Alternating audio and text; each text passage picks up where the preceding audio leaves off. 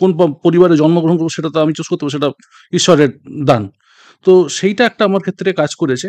আর একটা জিনিস হচ্ছে আপনি টাইম পাস এইটা যদি ডিকশনারিতে আপনি রাখতে পারবেন না। টাইম পাস বলে কোনো বস্তু যদি ডিকশনারিতে থাকে তাহলে হবে না। এটা আমি খান সাহেবেরও ইন্টারভিউতে দেখেছি যে ৩টে জিনিসের উপরে মিডিয়া ফোকাস করে। এক হচ্ছে পলিটিক্স, সেকেন্ড হচ্ছে ক্রিকেট, আর ৩ নম্বর হচ্ছে বলিউড। এর বাইরে কিন্তু কিছু দেখতে পাই না। দেখুন উনি কিন্তু ২০-৩০ বছর আগে ইন্টারভিউতে বলে গেছেন, আজও সেই জিনিস চলছে। তখন আমার মনে হলো যে কেননা ১ মিনিটের মধ্যে যদি ছোট একটা রাগের এন্ড টু এন্ড আলাপ করে দেওয়া যায়, তো আমি অলমোস্ট ৬০ থেকে ৮০টা চালু রাগের ওপরে, কমন রাগের ওপরে রাগা রিল বলে, মানে তার শুধু আলাপ ৬০ সেকেন্ডের মধ্যে, খুব কঠিন কাজ।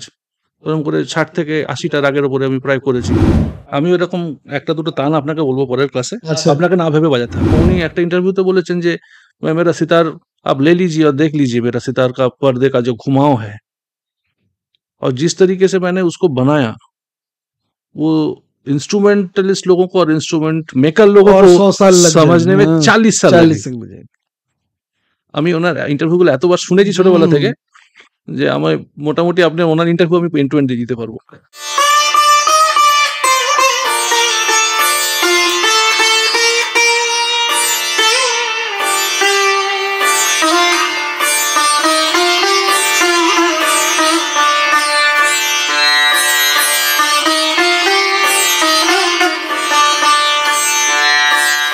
ওটাতে একটা স্পেশালিটি যেটা, যে অন্ধ ছিলেন যে শ্রীনিবাস নাগ, আমার গুরুর গুরু, আমার দাদা গুরু, তো ওনার এই কাঠের ওপরে বুড়ো আঙুল রেখে যে বাজাতেন, সে এত রেওয়াজ করেছেন যে কাঠের ওপরে বুড়ো আঙুলের গর্ত হয়ে গেছে। বলে না যে তপস্যা করলে, একটা জায়গায় বসে তপস্যা করলে সে পাথরের মধ্যে গর্ত হয়ে যায়, আমরা শুনেছি। তো এটা আমার চোখে দেখা যে সেতারের কাঠের ওপরে আঙুলের পুরো দাগ, বুড়ো আঙুল রাখার যে এরকম পুরো একদম খাদ হয়ে গেছে। এটাকে বলে অর্থোডক্স, কিন্তু at the same time revolutionary. এটা এমন কিছু করা হয়নি যেটাতে যে শাস্ত্রীয় সঙ্গীতের বা তার যে বৈশিষ্ট্য, তার যে সোল, সেটা কোনোভাবে বিঘ্নিত হয়নি। At the same time this has been contemporary, মানে আজ থেকে ১০০ বা ১০০০ বা ২০০০ বছর পরে হয়তো এই আওয়াজটা হয়তো কন্টেম্পোরারি থাকবে। At the same time modern, at the same time traditional.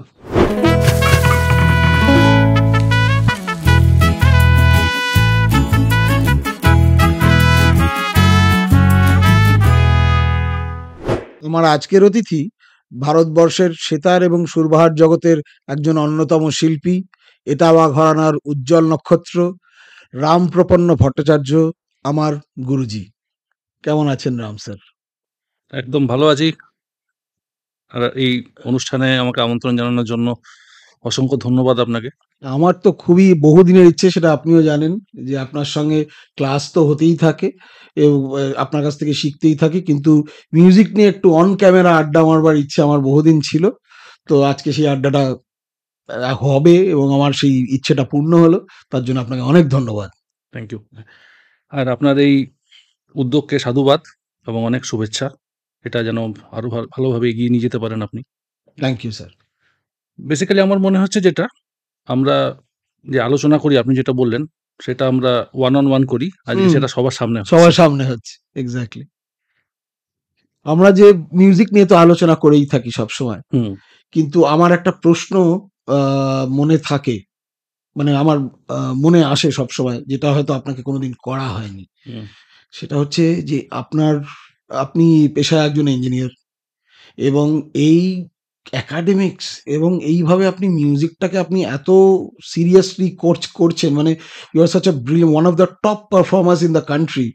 এবার এই দুটো, এবং we are also working in MNC আর কি, আমি নাম করতে চাই না কোম্পানির এখানে, কিন্তু মানে আপনি দুটোই দায়িত্ববান পদে রয়েছেন, এবং আপনি ছোট থেকেই এই দুটো জিনিসকে একসঙ্গে প্যারালালি করে এসছেন। So how do you manage this? এটা আমি একটা সিনেমার ডায়লগ দিয়ে বলতে চাই যে মুশকিল হ্যায় লেকিন নামুমকিন নেই হ্যায়। ডায়লগে ছিল যে মুশকিল নেই হ্যায় লেকিন নামুমকিন হ্যায়। তো এটা খুব ডিফিকাল্ট দুটোকে ব্যালেন্স করা। তো ছোটবেলা থেকে আপনি জানেন আমাদের বাঙালি ফ্যামিলিতে সবসময় বাবা মার এটাই বলে থাকেন, তুমি যাই করো কিন্তু তোমাকে পড়াশোনা ছাড়লে চলবে না, হুম। পড়াশোনা তোমাকে করতেই হবে। এটা আমরা সবাই ছোটবেলা থেকে শুনে এসেছি, আমাদের বাবা মা গুরুজনরা সবাই বলেছেন যে একাডেমিক্স এটাকে তোমাকে সবসময় করতে হবে। তারপরে বড় হয়ে তুমি ডিসিশন নাও যে তুমি কোন দিকে যাবে, কিন্তু তুমি যদি অন্য কিছু করো ভালোভাবে, তার সাথে তোমাকে পড়াশোনাটাও ভালোভাবে করতে হবে। তো সেটা আমার বাড়ি থেকেও সেটা বলা হয়েছিল আমাকে।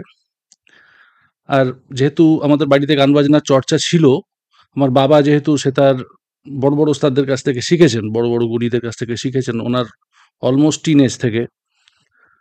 আমার ঠাকুমা ছোটবেলায় সেতার বাজাতেন, আমার মা ছোটবেলায় গান শিখেছেন, যেরকম বাঙালি কালচার ফ্যামিলিতে যেরকম হয় মেয়েরা গান শেখে, কিন্তু আমাদের ফ্যামিলিতে একটু বেশিই হয়েছে এটা।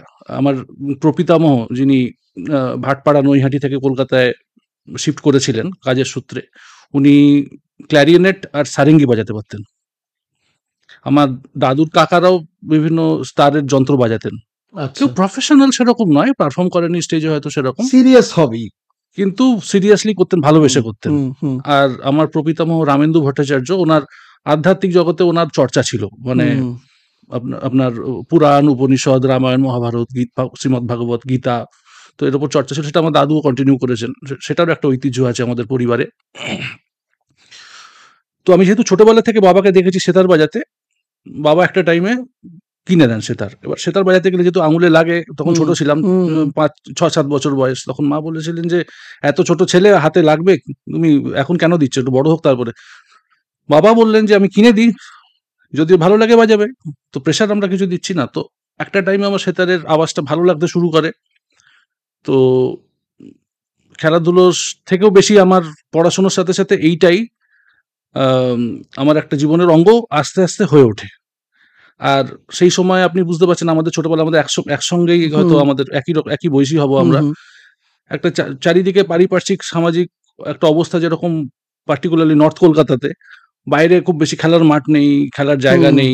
হ্যাঁ, তো সেখানে একটা সুস্থ যে পরিবেশ বাচ্চারা যেটা পাওয়া উচিত, সেটা আস্তে আস্তে কমতে শুরু করে। সেটা তখন শর্ত বেশি ছিল না। আমি স্কাউট জয়েন করেছিলাম, করেছি কিছু, কিন্তু সেতারের প্রতি একটা ভালোবাসা যেহেতু জন্মে যায়, তো সেটা আস্তে আস্তে চলতে থাকে। আর একটা টাইমে যখন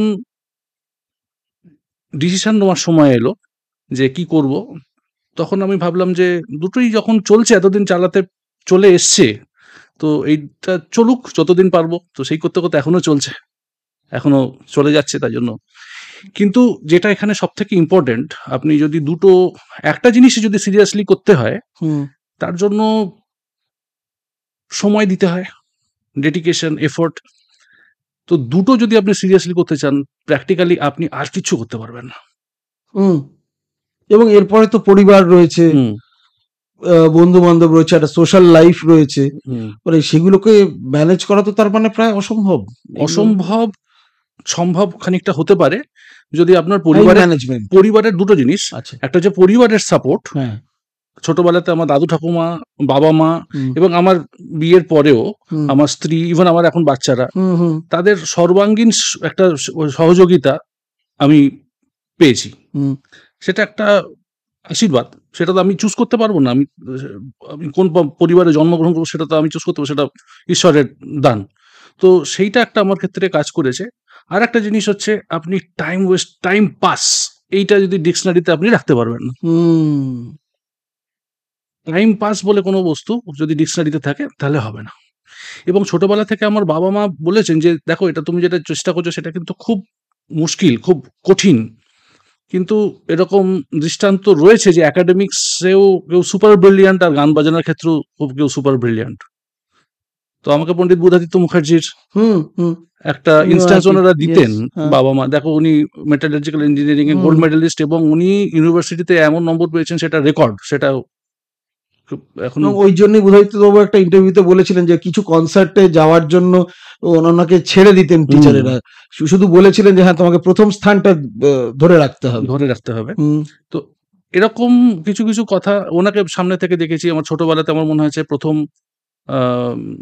যে অনুষ্ঠানে যাওয়া, আলী আকবর খান সাহেবের একটা ডোভালেনে বিবেকানন্দ পার্কে কাছেই এখান থেকে, ওখানে ওনার প্রথম প্রোগ্রাম শুনি। তার কিছুদিনের মধ্যে আমার মনে হয় যে জিটি বিড়লা সভাঘর, তখন খুব বেশি পুরনো হয়নি, তখন সবে সবে তৈরি হয়েছে।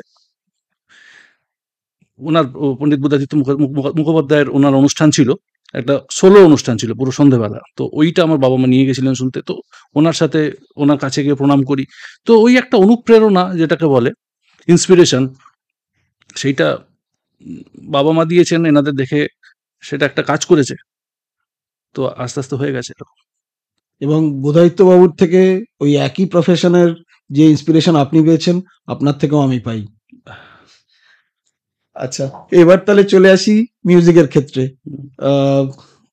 গান্ধার পঞ্চম স্টাইলের সেতার, আমাদের তো দুটো সেতার, খরচ পঞ্চম এবং গান্ধার পঞ্চম। সো হ্যাঁ, আমি কিছুটা আপনার কাছে যতটুকু শিখেছি, কিন্তু আমি আমার দর্শকদেরও জানাতে চাই যে এই গান্ধার পঞ্চম সেতারের বৈশিষ্ট্য কি? দেখুন, এই খরচ পঞ্চম আর গান্ধার পঞ্চম এই দুটো ধরনের যে সেতার, এর আগে আরো আগে যে সেতার ছিল সেটাতে 7টা তার। তারের যদি আপনি কাউন্ট দেখেন বা তার কি কি তার লাগানো হতো সেতারে, তো প্রথমে মেন তার যেটা বাজের তার, নায়কি তার, আর জুড়ির তার দুটো, তাই জন্য ওটার নাম জুড়ি। আচ্ছা, বা জোড়া, মানে ওটা দুটো থাকতো, দুটোই হচ্ছে মন্দ্র সপ্তক সাথে ওটা বাঁধা থাকতো, দুটো তার। একটা পিতল পঞ্চম থাকতো আর একটা স্টিল পঞ্চম থাকতো। স্টিল পঞ্চম এখনো রয়েছে। আর দুটো চিকারি, মানে তরফ তো যেরকম সেরকম। তো এই পুরনো যে সেতার, সেই সেতারের কিছু কিছু রেকর্ডিং হয়তো এখন খুঁজলে পাওয়া যাবে, পুরনো আমলের ওস্তাদদের বাজানো। তো এই সেতারের মডেলকে এই দুজন আমাদের দিকপাল সেতার বাদক, পণ্ডিত রবিশঙ্কর এবং ওস্তাদ বিলায়েত খান, এনারা দুজনে দুরকম ভাবে ওনাদের রিকোয়ারমেন্ট অনুযায়ী, ওনাদের বাজের রিকোয়ারমেন্ট, ওনাদের বাজনার যে শৈলী, তার যে স্টাইল, ওনাদের যে অ্যাপ্রোচ, সেই হিসাবে ওনারা দুটো স্টাইল মডিফাই করেন।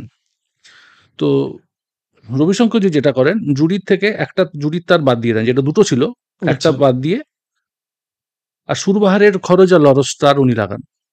মানে অতিমন্দ্র পা আর অতিমন্দ্র সা, এই দুটো তার উনি ইউজ করেন। কেউ কেউ বলে যে ওনার আগেও কিছু কিছু রেকর্ডিং এ এই খরচ লরজের ইউজ হয়েছে, হয়তো হয়ে থাকতে পারে, নিশ্চয়ই, যখন কেউ বলে হয়েছে, কিন্তু ব্যাপকভাবে ওনার থ্রু দিয়ে ওটা প্রচলন হয়। উনি ইন্ট্রোডিউস করেছেন কি করেননি সেটা নিয়ে কিছু হয়তো বিতর্ক থাকতে পারে, কিন্তু ওনার থ্রু দিয়েই ওটা পরিচিতি পায়। এবং ওস্তাদ বিলায়েত খান যেটা করেন, জুড়ির তারটাকে উনি বাদ দিয়ে দেন এবং পিতল পঞ্চমের তারটাকে উনি বাদ দেন। দুটো তার, মানে দুটো জুড়ির মধ্যে একটা জুড়ি বাদ দেন এবং একটা পিতল পঞ্চম বাদ দেন, কারণ দুটো জুড়ির মধ্যে ওটা রিডান্ডেন্ট হতো, কারণ একই তারের আওয়াজের কোনো বৈচিত্র্য পাওয়া যেত না। তাহলে ওটা ছিল কেন? সেটা আগে দেখুন, আগে যে বাজনা, যেটা আমি এটা বলে নি, তারপরে আমি বলছি না, এই জিনিসটা শেষ করে নি। তো উনি কি করেন, উনি তার চেঞ্জ করে করে দেখছিলেন যে কিরকম সেতারের আওয়াজ কিরকম হয়। আমি এটা যেটা শুনেছি, আমি যে ওস্তাদ ইমরাত খানকে বলে যে তুমি অন্য ঘরে যাও, তুমি রান্নাঘরে বা অন্য কোনো দূরে যাও, আমি এই ঘরে বাজাচ্ছি, তুমি ওখান থেকে শোনো কিরকম আসছে, বলে উনি তার চেঞ্জ করে, তখন উনি কিন্তু লেট টিনেজ ওই সময়। তো করতে করতে উনি এই তার খুলে এখানে লাগাচ্ছেন, এই তার আওয়াজ এক্সপেরিমেন্ট করছেন কিরকম আওয়াজ হচ্ছে। তো একটা টাইমে যখন এই গান্ধারের তার লাগালেন, সেটাকে এই স্টিলের তার ইউজ করে যখন গান্ধারে লাগালেন, সেটাকে টিউন করে যখন সেতারে ঝংকার যখন দিচ্ছেন, তখন দূর থেকে ওনার ভাই ওস্তাদ ইমরাত খান, তখন উনিও খুবই ছোট, তো ভাইয়া ये मुझे अच्छा लग रहा है, ये টোনাল কোয়ালিটি एक उसमें एक इम्पैक्ट जैसा लग रहा है। তখন উনি ডিসাইড করেন যে না, এটা ওরা বাজাতে থাকেন, করতে করতে এই জিনিসটা ইভলভ করে। তো এইটা গান্ধার পঞ্চম সেতারের তারের দিক থেকে শুধু আমি যদি বলি।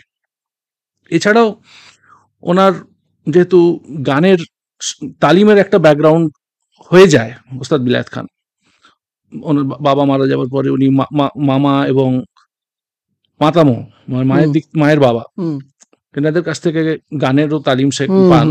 এবং সেই গানের, যেহেতু ওনার ভেতরে গানের ওই আইডিয়াগুলো হতে থাকে, তখন উনি কি করেন, ওই গানের অঙ্গগুলো উনি সেতারের মধ্যে কিভাবে রেপ্লিকেট করার জন্য চেষ্টা করেন। কিন্তু সেতারের যা স্ট্রাকচার ছিল, সেতারের ধরুন তবলি, তার যে পর্দা, তার যে ব্রিজ, সমস্ত কিছুই তো উনি চেঞ্জ করেন। তো তার প্রত্যেকটা থিকনেস থেকে আরম্ভ করে শেপ কি হবে, ওটা একটা ইভলভ করে। এটা এই নয় যে একটা রাতারাতি কিছু উনি চেঞ্জ করে ফেলেন।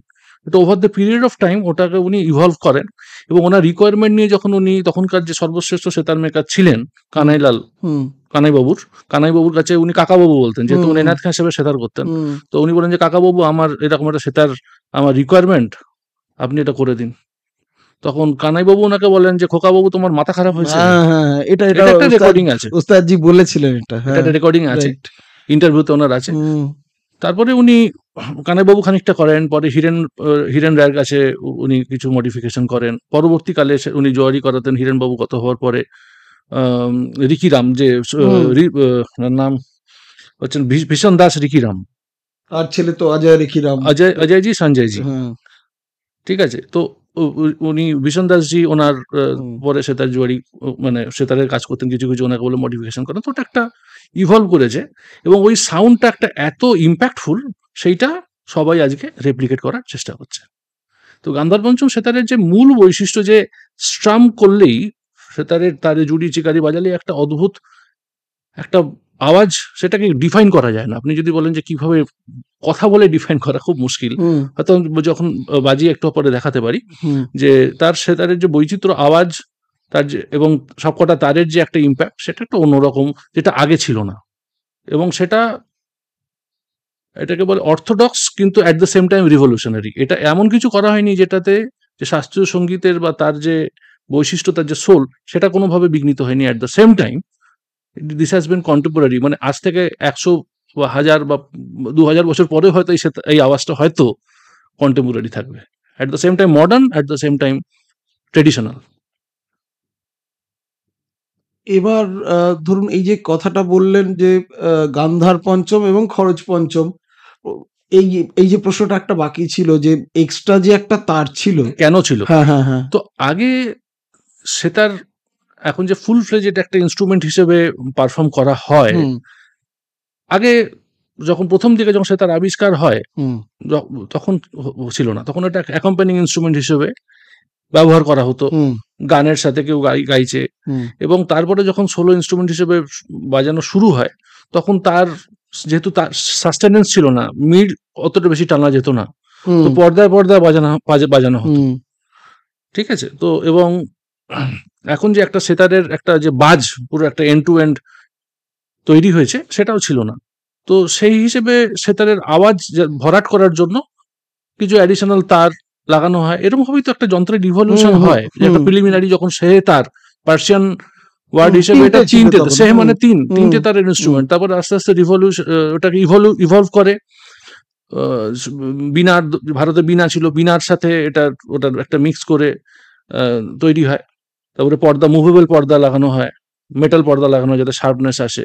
তো গ্র্যাজুয়ালি এরকম ভাবে ইভলভ করে। তো প্রথম দিকে যেহেতু ছিল, তখন এই অঙ্গে গান বাজনা হতো না, আর অত চিন্তা ভাবনাও যেটা এনারা করেছেন পরবর্তীকালে, ওই লেভেলের চিন্তা ভাবনাও, টোনাল ভ্যারিয়েশন, আমি যদি দুটো একই তাল লাগাই, দুটো একই সুরে বাঁধা থাকে, তাহলে এটা টোনাল ভ্যারিয়েশন তো পাচ্ছি না।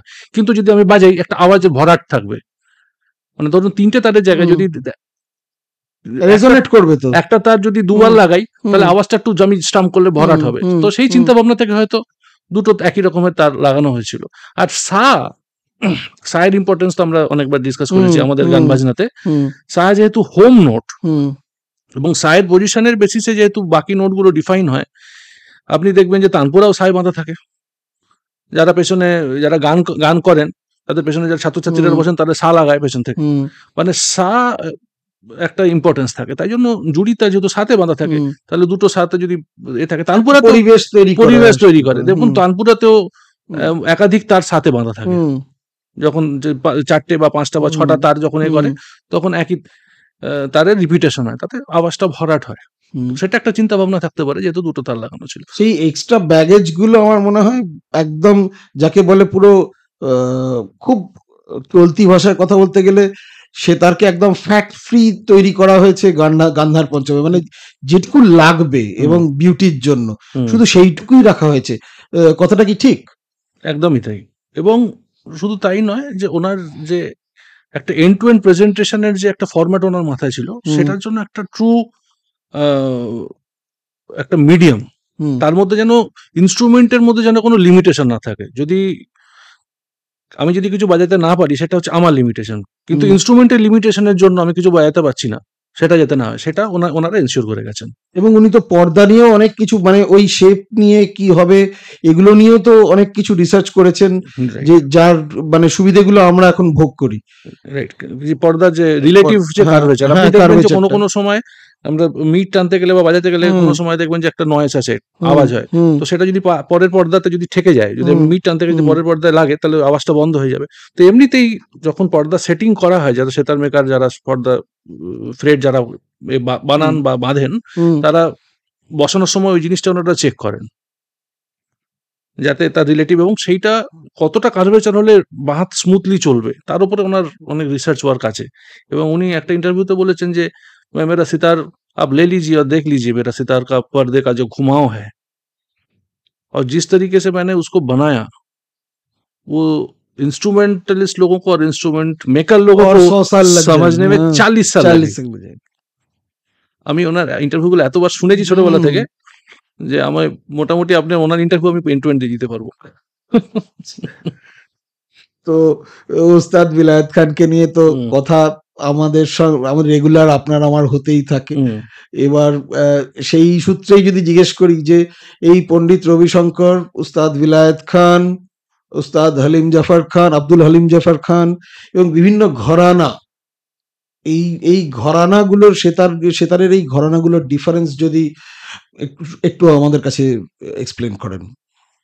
দেখুন, এটা খুব একটা বড় সাবজেক্ট, এটার উপরে ধরুন 2-3 দিনের সেমিনারও হয়েছে কিছু কিছু মিউজিক একাডেমি বা কিছু কিছু ছোট করে যদি একটু জাস্ট আমাদের দর্শকের জন্য যদি একটা ছোট একটা ইন্ট্রো কিছু।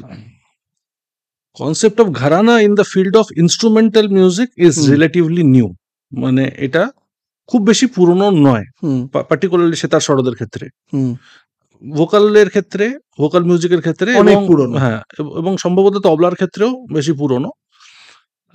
কিভাবে ঘরানা কিভাবে হয়? ঘরানা মানে একটা ফ্যামিলি, একটা ট্রেডিশন, যে ঘর থেকে ঘরানা।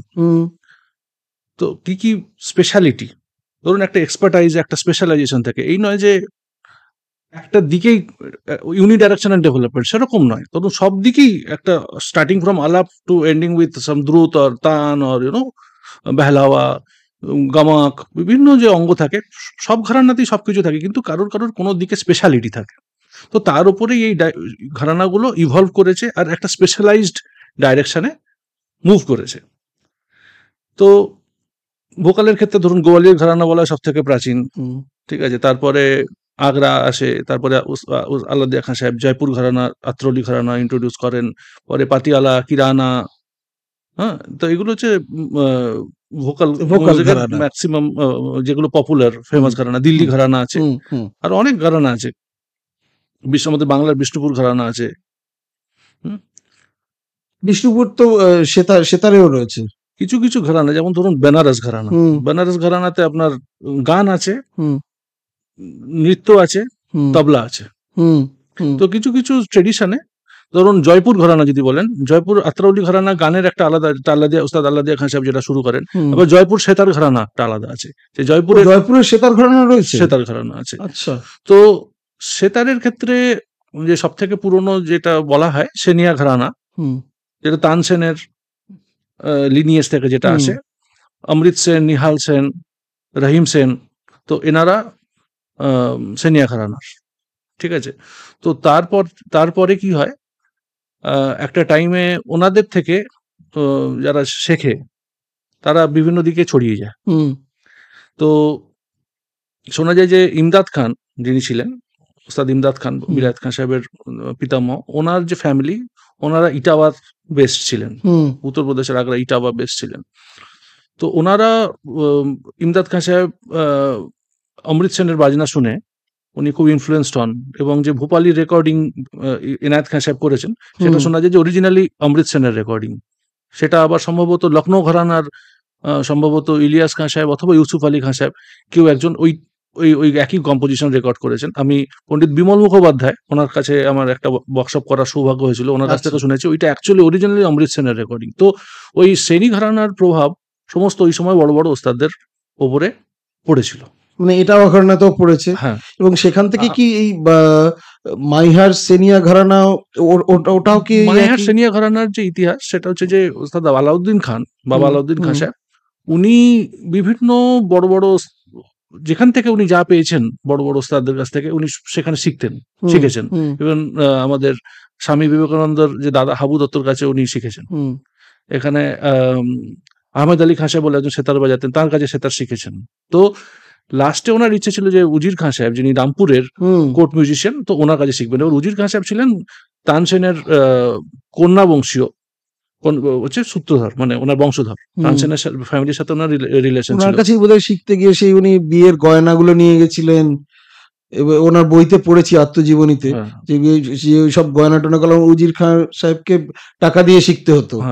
উনি শেখাবেন না বলেছিলেন, তো উনি বলেছিলেন যে আপনি যদি না শেখান, আপনি আপনার উনি হাতি করতে করে আসছিলেন, তো ওনার সামনে উনি শুয়ে পড়েন যে আপনি আইদার শেখান অথবা আমার উপর দিয়ে হাতি চালিয়ে দিন। ও তাহলে এটা অন্য কারোর গল্প হবে। তো উজির খাঁ সাহেবের কাছে যেহেতু শিখেছিলেন, তাই জন্য উনি মাহিয়ার স্টেটে উনি থাকতেন, এবং মাহিয়ার মহারাজার উনি কোর্ট মিউজিশিয়ান ছিলেন। আর যেহেতু ওনাদের সিনিয়র, মানে উজির খাঁ সাহেবের কাছে শিখেছেন, তাই ওনারা মাহিয়ার সিনিয়র ঘরানা বলে। তো ওই জায়গাটাকে সম্মান দেওয়ার জন্য মাহিয়ারে যেহেতু আলাউদ্দিন খাঁ সাহেব বেস্ট ছিলেন, আর সিনিয়র যে ট্রেডিশন রয়েছে সেটা দুটোকে মিলিয়ে ওনারা মাহিয়ার সিনিয়র ঘরানা বলেন। তো এছাড়াও এই দুটো, বিকজ অফ পন্ডিত রবিশঙ্কর আর উস্তাদ বিলায়েত খান, ম্যাক্সিমাম লোকজন এই সেনিয়া মাহিয়ার ঘরানা আর ইটাওয়া ঘরানা এই দুটোই জানে। কিন্তু এছাড়াও অনেক সেতারের ট্রেডিশন লিনিয়েজ আছে যেগুলো এখন অলমোস্ট লুপ্ত প্রায়, মানে তার কোনো বড় এক্সপোনেন্ট সেরকম আজকের ডেটে সেরকম কেউ নেই, বা থাকলেও তাদের অত বেশি নাম নেই। তো সেই হিসেবে লোকজন শুধু এই দুটোই বেশি জানে। তার মধ্যে সব থেকে ইম্পর্টেন্ট যেটা, সেটা হচ্ছে লখনৌ ঘরানা, যেটা হচ্ছে আপনার সরোদ আর সেতার দুটোরই চর্চা সমানভাবে একটা টাইমে হয়েছে। সাখাওয়াত হোসেন খাঁ সাহেব, কুকুব খাঁ সাহেব, এরা সরোদের বড় বড় দিকপাল ছিলেন ওনাদের সময়। পরে সেতারের দিকে আপনার ইউসুফ আলী খাঁ সাহেব, ইলিয়াস খাঁ সাহেব, ওনাদের আগে সম্ভবত ওয়ালিউল্লাহ খাঁ সাহেব। তো এনারা, ইলিয়াস খাঁ সাহেব ছিলেন রবিশঙ্কর উস্তাদ বিলায়েত খাঁর কন্টেম্পোরারি। তো এনারাও খুব বড় বড় সেতার বাদক হয়েছেন, এনারা বাজাতেন। এদিকে এটা লখনৌ ঘরানা, এদিকে আপনার রামেশ্বর পাঠক, বলরাম পাঠক, পাঠক সেতার ঘরানা একটা ট্রেডিশন, বড় লিনিয়েজ। বলরাম পাঠক জি ছেলে অশোকজি এখন বাজান, পণ্ডিত অশোক পাঠক।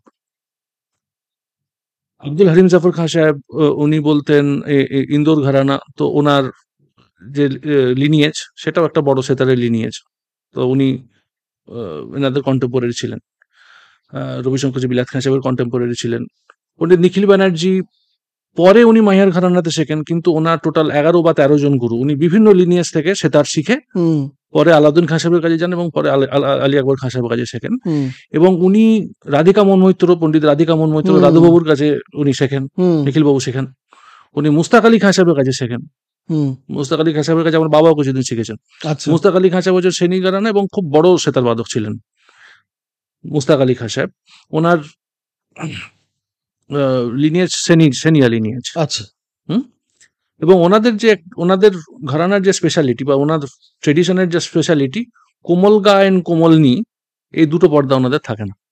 আমরা যেরকম রে পর্দাকে সরিয়ে কোমল বা শুদ্ধ করি, ওনাদের গা নির ক্ষেত্রেও একই জিনিস করতে হয়। ওনাদের গা নি একটা করে পর্দা, মানে স্ট্রাকচারটাই আলাদা, পর্দাটা নেই। আচ্ছা। তো এটা কেন আমি বলতে পারবো না, কিছু কিছু জিনিস লিনিয়েজে চলে আসে, যেহেতু গুরু করেন তার ছাত্ররা সেটা ফলো করে, একটা ট্রেডিশন হিসেবে চলে আসে। আচ্ছা, তারপরে এদিকে সাউথ ইন্ডিয়া তো কিছু ঘরানা রয়েছে, ওদিকে আসছি আমি। এদিকে আমাদের মোহাম্মদ শরীফ পুঞ্চওয়ালে ছিলেন, তার ছেলে এখন আশরাফ শরীফ খান বাজান। তো এনাদের এই সিন্ধ ওই সাইডটাতে, আমাদের নর্থ ওয়েস্ট সাইডে পুঞ্চওয়ালে বলতো ওনাদের। তো ওনারা সম্ভবত ভারত পাকিস্তান ওই সাইডটাতে ওনাদের বেশ ছিল। আচ্ছা, তো আর একটা ট্রেডিশন হচ্ছে ঢাকাতে ভগবান দাস সেতারি বাদক ছিলেন, ভগবান দাস সেতারি, ওস্তাদ ভগবান দাস সেতারি। ওনাকে সেতারি টাইটেল শোনা যায় মহাত্মা গান্ধী দিয়েছিলেন। আচ্ছা। ওনাদের ফ্যামিলি এখনো আছে, সঞ্জয় অধিকারী তবলা বাজান, ওনার ভাই অভিষেক অধিকারী ও দীপক চৌধুরীর ছাত্র, ওনাদের ফ্যামিলি। ওকে। কিন্তু সেতার, ওনাদের যে ফ্যামিলি যে সেতার বাজ, ট্রেডিশনাল সেতার বাজ, ভগবান দাস সেতারি খুব বড় নাম করা সেতার বাদক ছিলেন ঢাকা থেকে। সেতার বাজান ওনাদের লিনিয়েজে ওনার স্টাইল কতটা কি মেনটেন করেন সেটা আমার পক্ষে বলা একটু মুশকিল, কিন্তু ওনাদের ফ্যামিলিতে সেতার বাজনাটা আছে, কারণ আমার বন্ধু অভিষেক অধিকারী ও বাজায়, ওনারই ট্রেডিশন, কিন্তু মাহিয়ার ঘরানা ফলো করে। পণ্ডিত দীপক চৌধুরী, যিনি রবিশঙ্করজির ছাত্র ছিলেন, ওনার কাছে শিখেছে। আর এদিকে আমি ভাবছি যে কারোর কোনো বড় সেতার বাদকের নাম যেন মিস না হয়, কারণ এখানে এটা ডকুমেন্টেড থাকবে না, সেই জন্য। বিষ্ণুপুর ঘরানাতে সত্যকিঙ্কর বন্দ্যোপাধ্যায়, রামপ্রসন্ন বন্দ্যোপাধ্যায়, এনারা সেতারও বাজাতেন, আবার ধ্রুপদও গাইতেন। আচ্ছা। তো পণ্ডিত অমিয়রঞ্জন বন্দ্যোপাধ্যায় ওনাদের ভোকাল ট্রেডিশনটা নিয়ে এগিয়ে নিয়ে গেছেন, এবং পণ্ডিত গোকুল নাগ, যার কাছে আমার বাবাও শিখেছেন, এবং পণ্ডিত মণিলাল নাগ, আজকে মিতা নাগ, এনারা সেতারের ট্রেডিশনটাকে এগিয়ে নিয়ে যাচ্ছেন, যেটা বিষ্ণুপুর ট্রেডিশন। এবং ওনাদের একটা সেতারের বৈশিষ্ট্য আছে, আমাদের যেমন রে আর ধা নর্মাল সেতারে যে রে আর ধা গ্যাপ থাকে, মানে একটাই পর্দা থাকে, ওনাদের কোনো গ্যাপ থাকে না, ওনাদের সবকটা পর্দা থাকে। আচ্ছা আচ্ছা আচ্ছা আচ্ছা, মানে পুরো সা থেকে সা অবধি সব ইকুয়াল গ্যাপ। হ্যাঁ, ইকুয়াল গ্যাপ, কোনো মানে এই যে গ্যাপ দেখতে পাচ্ছেন সা এর মধ্যে, ওই গ্যাপ নেই ওনাদের সেতারে। এবং ওই সেতার যদি আমাকে বা আপনাকে দিয়ে দেওয়া, ওটা অভ্যস্ত হতে টাইম লাগবে। আচ্ছা আচ্ছা আচ্ছা, বুঝতে পেরেছি। মানে তখন তো ওইটা ওনাদের সেতারের বৈশিষ্ট্য। আচ্ছা আচ্ছা, এবার ধারওয়াড়ের ওস্তাদ সেতার রত্ন রহিমত খান ওনার নাম ছিল। উনি ওই সময়কার সব থেকে বড় সেতার বাদক ছিলেন ওই জোনে, মাইসোর, ধারওয়াড়, ওই জায়গাতে। এবং ওখানে ওনার লিনিয়েজ এখনো বাজায়। ধরুন উস্তাদ ওসমান খান কিছুদিন আগে মারা গেছেন, 8-10 বছর হয়ে গেল। উস্তাদ বালে খান, হাফিজ খান, ছোটির রহমত খান, রইস খান মানে ওস্তাদ রইস খান, বুঝতে পেরেছি, ওনাদের ফ্যামিলি। আর এদিকে আপনার আর ইটাওয়া ঘরানার তো আপনি জানেনই যে তার যে লিনিয়েজ, তার যে ফ্যামিলি ট্রি। এবং বিলায়েত খান সাহেবের ভাগিনে যিনি ছিলেন ওস্তাদ রইস খান, উনি পরে পাকিস্তানে শিফট করেন। ওনার একটা সেতারের খুব বড় নাম, বিলায়েত খান সাহেবের ভাই ইমরাত খান। আর এখন যারা রয়েছেন তাদের তো সবাই জানেন, ওনাদের পুরো ফ্যামিলি। তো এই ওভারঅল আমার মনে হয় এই। এর পরের প্রসঙ্গে আসে সুরবাহারের প্রসঙ্গ। মানে সমস্ত যারা সেতার বাজান সবাই তো সুরবাহার বাজান না, কিন্তু আপনিও সুরবাহার বাজাচ্ছেন। এটা কি এটাওয়া ঘরানা বা ইমদাদ খানি ঘরানার স্পেশালিটির জন্য? যে কারণ উস্তাদ বিলায়েত খান, উস্তাদ ইমরাত খান, উস্তাদ শহীদ পারভেজ, পণ্ডিত বুধৈত্য মুখার্জি, এরা সবাই সুরবাহারও বাজান, উস্তাদ রাইস খান, সবাই সুরবাহার বাজান। তো এটা কি ঘরানার কারণে? মানে আপনি কিভাবে সুরবাহারে আকৃষ্ট হলেন আর কি?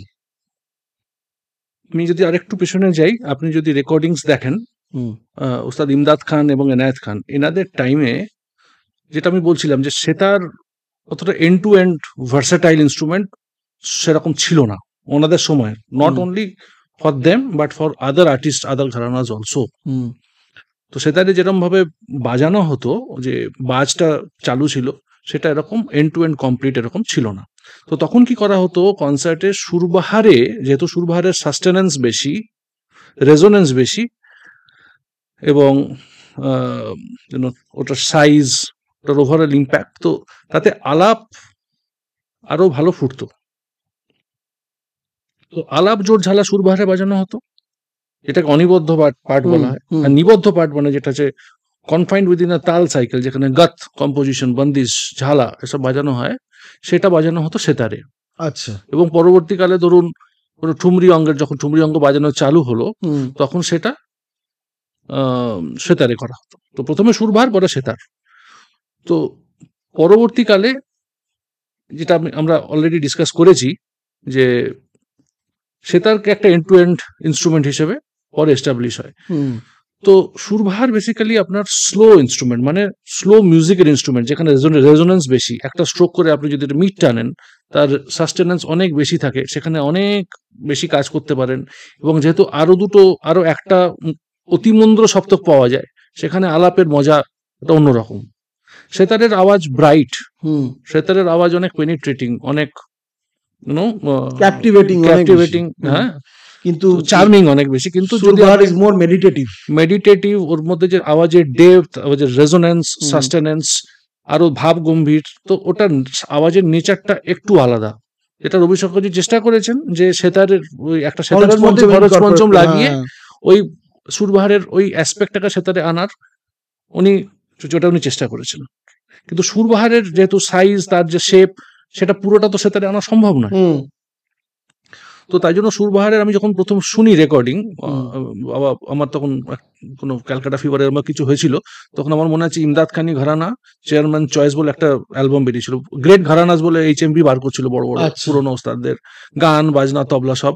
তো ইমদাদ খানি ঘরানার ওটা আমাকে বাবা কিনে দেন। আমি তখন ওস্তাদ ইমরাদ খানের সুরবাহারে ইমন কল্যাণ আর বাগেশ্রী ছিল একদিকে, আচ্ছা একদিকে ওস্তাদ বিলায়ত খান পুরিয়া আর শঙ্করা, আর অন্যদিকে ক্যাসেট তখন। হুম হুম আর এটা একটা ক্যাসেট ছিল, আর একটা ক্যাসেটে ওস্তাদ ইমদাদ খান আর ওস্তাদ এনায়েত খান যত পাবলিশ রেকর্ডিং ছিল সেটা। তো আচ্ছা সেখানে আমি সুরভরের আওয়াজ শুনে আমার একটা অন্যরকম ফিলিং আসে। হুম এবং পরবর্তীকালে আমার গুরুজি পণ্ডিত কাশীনাথ মুখার্জি ওনার সুরভার ছিল, আচ্ছা হ্যাঁ তো উনি আমাকে ওই সুরভারটা উনি আমাকে দেন। আমি যে সুরভারটা বাজাই সেটা ওনার সুরভার, যেটা আম,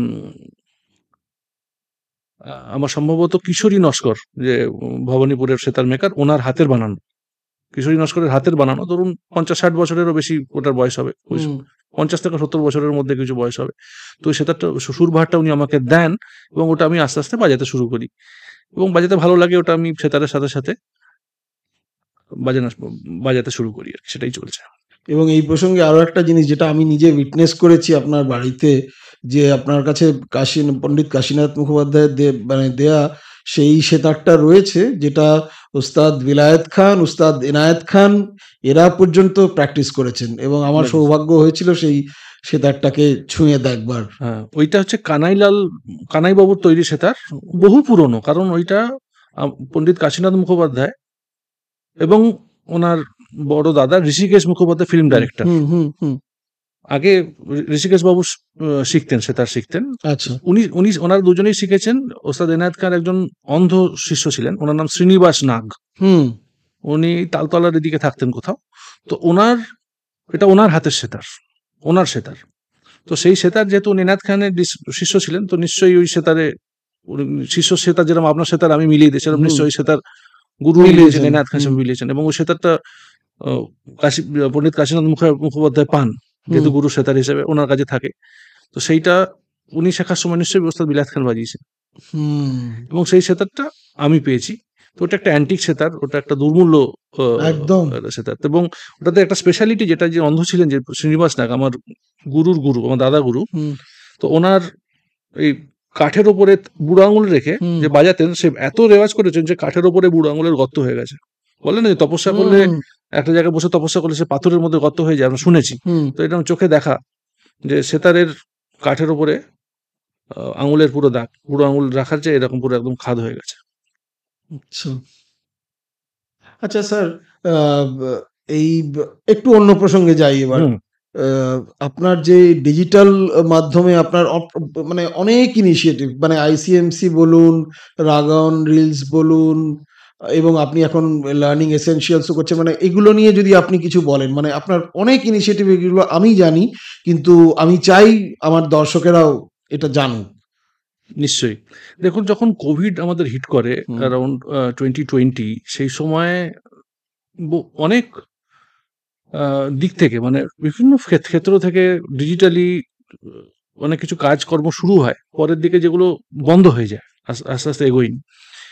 সেই সময় আমরা ভাবি যে কি করা যায়, কারণ আমাদের যে মেন স্ট্রিম মিডিয়া বলুন, নিউজ পেপার বলুন, সেগুলো কিন্তু একটা ইউনিডাইরেকশনাল, তাদের একটা প্রত্যেকের একটা এজেন্ডা আছে, এবং যেটা বাংলায় বলে পাবলিক খায়, হুম সেই জিনিসই দেয়। হুম পাবলিকের যেটা জানা উচিত, মানুষের যেটা জানা উচিত, সেটা কিন্তু পেছনে চলে যায়। হুম ঠিক আছে, তা এটা আমি খান সাহেবেরও ইন্টারভিউতে দেখেছি যে 3টে জিনিসের উপরে মিডিয়া ফোকাস করে। এক হচ্ছে পলিটিক্স, সেকেন্ড হচ্ছে ক্রিকেট, আর 3 নম্বর হচ্ছে বলিউড।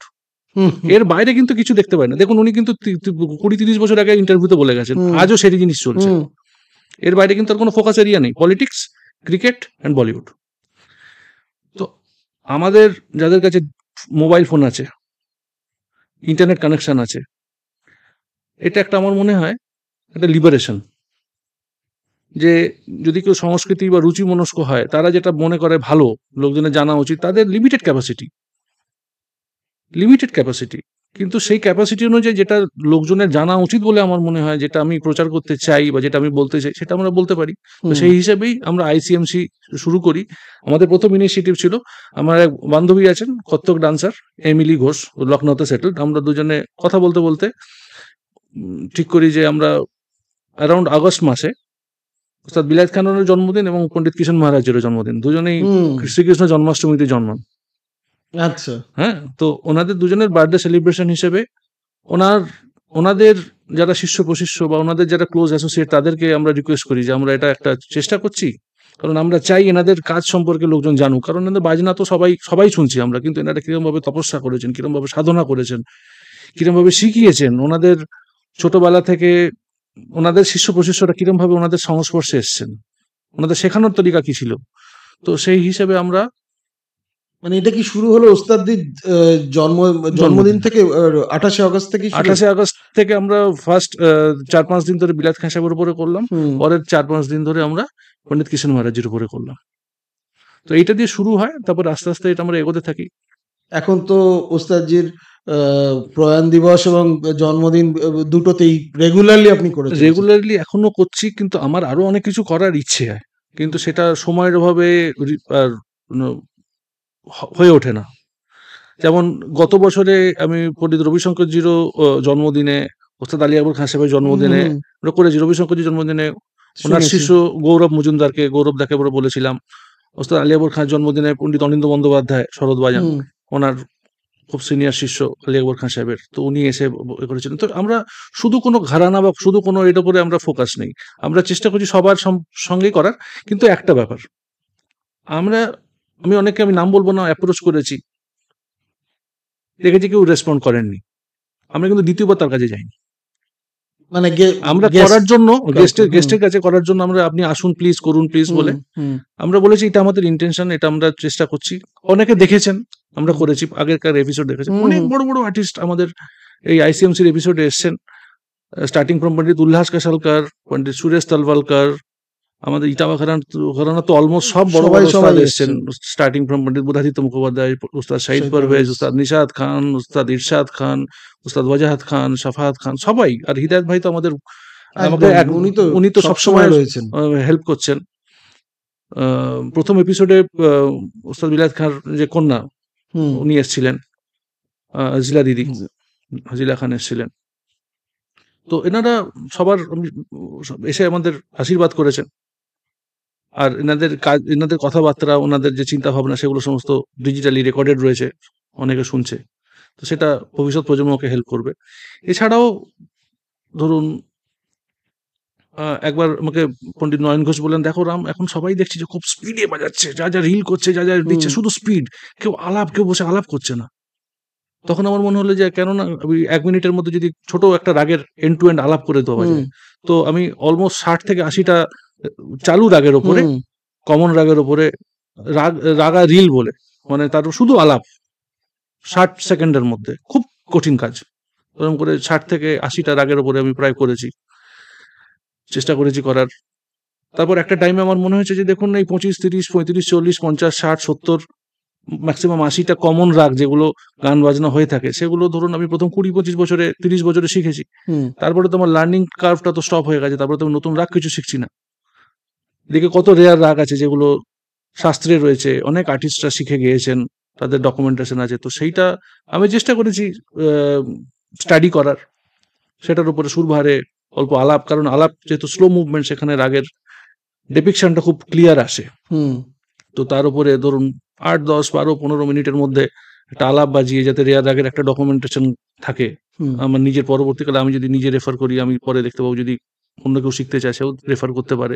তো এই একটা ইনিশিয়েটিভ আমি রেয়ার রাগ অন সুরবাহার নিয়েছি। তো এরকম ভাবে যেটা মনে হচ্ছে করছি। একটা টাইমে মনে হয়েছে যে ইউটিউবে আমি দেখছিলাম যে কি লার্নিং মেটেরিয়াল আছে, যারা অনেকে তো শেখার সুযোগ অনেক সময় হয় না, হয়ে ওঠে না, অনেকে দেখতে চায় যে কিরম ভাবে হচ্ছে, অনেক কিউরিয়াস মাইন্ড যারা দেখে।